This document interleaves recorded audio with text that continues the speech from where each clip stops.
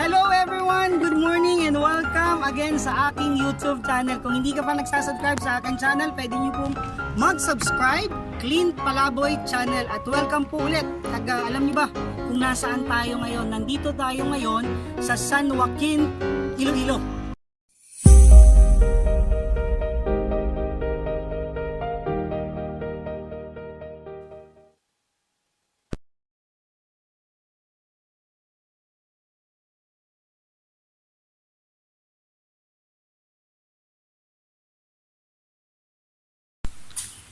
Hello guys, good morning and welcome again sa aking YouTube channel. At nandito na tayo ngayon sa ating bagong resort na pupuntahan, which is the Jaymas Cove. At ito'y matatagpuan dito sa San Joaquin, Iloilo. So pasok tayo doon at alamin natin kung anong meron doon sa loob. So tayo na. Let's go. Yan. Okay, go.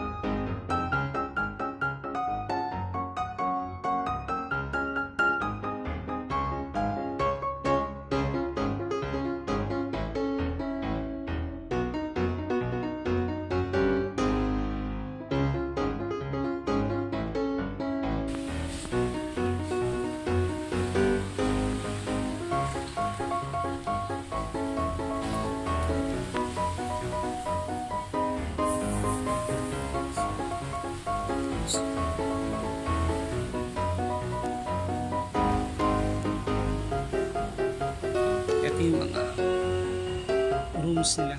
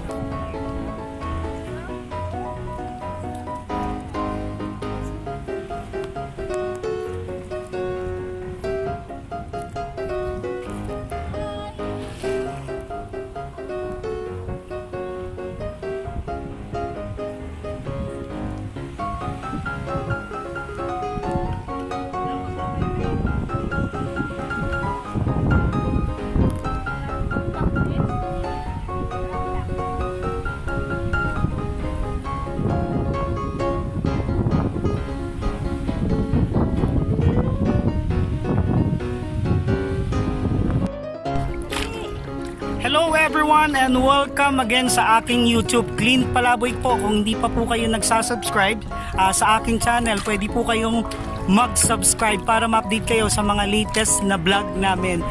Ako si Clean and this is my wife. Hi! Yan, si Lian. Morning! At ngayon, yung gagawin namin, magsasagwan. Yan. At ipapasyal namin kayo sa napakagandang tanawin na matatagpuan dito sa San Joaquin, Iloilo. Ayan. So trivia tayo. Alam niyo ba yung common na fish written in the Bible doon sa Sea of Galilee kung saan nag-met si Jesus at si Peter? Alam niyo ba kung anong isda yun? Hindi niyo alam, no? Yung isdang yun, tilapia. Until now, maraming tilapia doon. Kaya nga yung English name ng tilapia tinawag na Saint Peter Fish. Wow! Yan, alam niyo na kung anong tawag sa English name ng tilapia. Alam mo ba, mayroong kwento dun sa Bible at yung isang kwento na talagang masasabi ko na pamilyar. Yung dagat at yung kwento ni Jesus sa dagat at the same time sa kanyang first apostle which is si Peter, 'di ba? Kilala mo si Peter? Si Peter siya yung fisherman. No, isang araw nung si Jesus naglalakad, nakita niya si Peter at yung mga kasama niya na bagong dating lang, no? Kasi yung mga fisherman, syempre, nanghuli sila ng tilapia buong gabi. At nung dumating si Jesus at sabi ni Jesus sa kanila, "Hey, pwede mo bang ihagis ulit?" Ay, hindi ko alam kung anong term na doon, lambat. At ihagis mo ulit sa dalampasigan at para makakuha kayo ng isda. At sabi ni Peter at yung mga kasama niya, for almost whole night kami nagapangisda o nangingisda, pero we catch nothing. Wala kaming nahuli. Pero dahil sinabi mo yan, Master, itatry namin. Diba? At naghagis ng isda, ay naghagis ng net. Si Peter, hindi pala isda, net yung ginagis ni Peter. Isda daw. Tapos paghagis niya, kasama ng kanyang mga kasama na mangingisda, nakahuli sila ng maraming isda. Di ba? Amazing na story, no? At pagkatapos nun, sinabi ni Jesus kay Peter, sabi niya, Peter, I will make you a fishers of men. Wow! Ibig sabihin, nung si Peter, yung hanap buhay niya mangingisda at ginawa siyang apostle ni Jesus at sabi ni Jesus, instead na isda yung ikakatch mo, yung mga tao na naliligaw ng landas patungo sa ano? Sa kaligtasan na hatid ni Jesus. So yun yung kwentong dagat at yun ang kwentong isda ni Jesus at ni Peter. Hot yan, sagwan na. Yan, sagwan.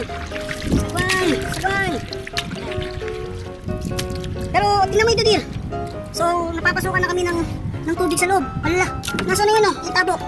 Ito na. So, yan. Yan na may tubig. May butas mo. Butas na. Yan na. Pero okay lang. Manageable. Pero dapat, delikado to. So, pagka dumami yung tubig dito, magdi-declare na ako ng abandon ship. At lalangoy ako. Kasama yung asawa ko. So, yan, ang dami ng tubig. So guys, kung gusto nyo naman na mamasyal dito sa San Joaquin, Iloilo, dito matatagpuan yung Jaymas Court. Ano bang meron dito sa Jaymas Cove? Meron silang court, basketball court, na pwede nyo gamitin para sa mga program niyo. Mura lang siya, worth 100 pesos lang per hour. Pero kung may ilaw, it costs 200 pesos, pero okay na yun. Diba? Kung may mga program, at the same time, meron din silang mga rooms na worth 600, electric fan, at meron din silang aircon na nagkakahalaga na 1,200 pataas. So not bad yun. From the city, mga almost 1 hour and 30 minutes lang ang paglalakbay. So kung gusto nyo maging free sa this weekend, so I encourage you to visit this place. At pagkatapos i-enjoy na magstay doon at i-enjoy rin natin yung nature sa pamamagitan ng pamamangka natin. Yan! Munta!